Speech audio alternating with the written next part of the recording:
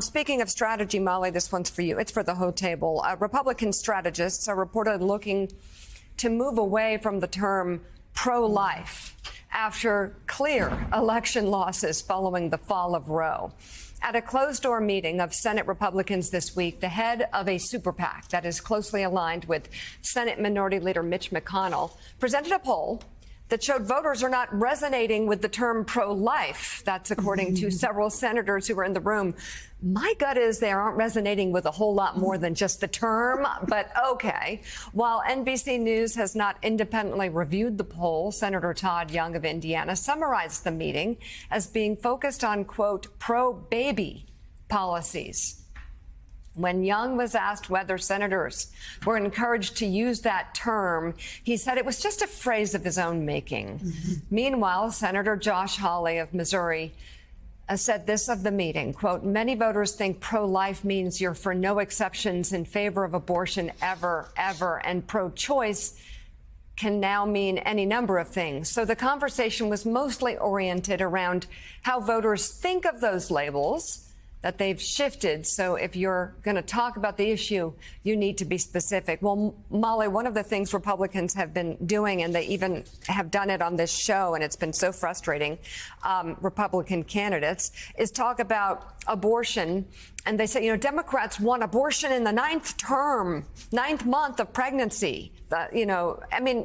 It's the most ridiculous argument I've ever heard. They're distorting the issue when most Americans at this point understand this is a fundamental issue of health care, and women's lives are in danger now because of the fall of Roe. Yeah, I mean, this is incredible stuff. We saw the Supreme Court catch the car, right? They overturned Dobbs. They tried to get ahead of it. We saw conservative pundits saying no one cares about Dobbs. It's baked in. No, women don't care about abortion.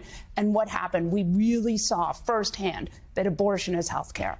And we saw, and I think what's so surprising to me, what is so different from when it happened in 1973, when they decided Roe v. Wade, was we're really seeing women who cannot get treatment, women who are in their second or third trimester, who have babies who are going to die or who are going to die themselves, and cannot get doctors to treat. And, you know, my own experience is that I got pregnant when I was 23 and had, you know, this child who I love so much. And we thought he was going to, at one point, he had a test that came back very bad, and we thought I was going to have an abortion. And my doctor said, I don't do second trimester abortions. So this baby is going to die and you're going to have to go to another state.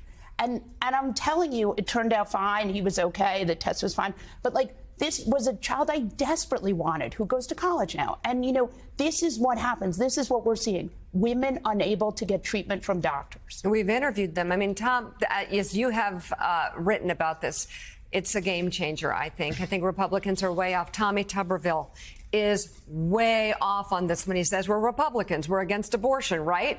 Really? Well, going back to that no labels discussion, and I don't want to play strategist here for no labels because I very much hope they back off. Yeah. But if they found a pro-choice woman Republican to be on that ticket, that would be really big trouble. Chris Christie is not that, of course, but he is more moderate on this issue than an awful lot of other Republicans that may, paired with a Democrat, could skate by on that very, very important issue in key swing states. I think what I would like to see is to take the best options no labels might have off the table, pressing Chris Christie now. He'll probably be back on this show because he loves to talk to your audience, and asking him, will you take the no labels possibility off the table? Because if you do it, just as Jonathan said, you are going to do exactly what you say you don't want to do, and that is elect Donald Trump as opposed to being the person crusading against Donald Trump.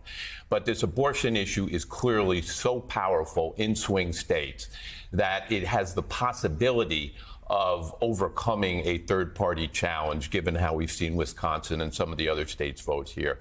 But remember, those swing states were less than 1%, and these independent candidates can pull 5, 10% if it's a strong ticket, and that comes right out of Joe Biden's hide, even with the abortion issue. So, Simone, the strategy of don't say pro-life, I think that's... I'm sorry, I have have to laugh. You have to laugh to keep from crying. Okay. The idea that they needed a PowerPoint presentation and polling to tell them what the voters have consistently told them since the last election that we had, since Dobbs was overturned. Yep. They spoke very loudly and very clearly. And if they didn't get it there, maybe take a look at Ohio or any of the other ballot measures happening. I think this, in that article, in the NBC News article, Senator Loomis said, voters require an in-depth discussion now. Labels aren't going to cut it anymore. And for years, the Republican Party apparatus has gotten away with just saying whatever they want to say when it comes to things like the economy, when it comes to abortion, when it comes to immigration. And people believe them. Well, now you have the real life implications That's right. of We're what seeing their it. policies are. When you've got the Supreme Court in South Carolina saying, we understand that this policy, an abortion ban, infringes on the privacy rights of women and bodily autonomy, but we care more about the life of the unborn child.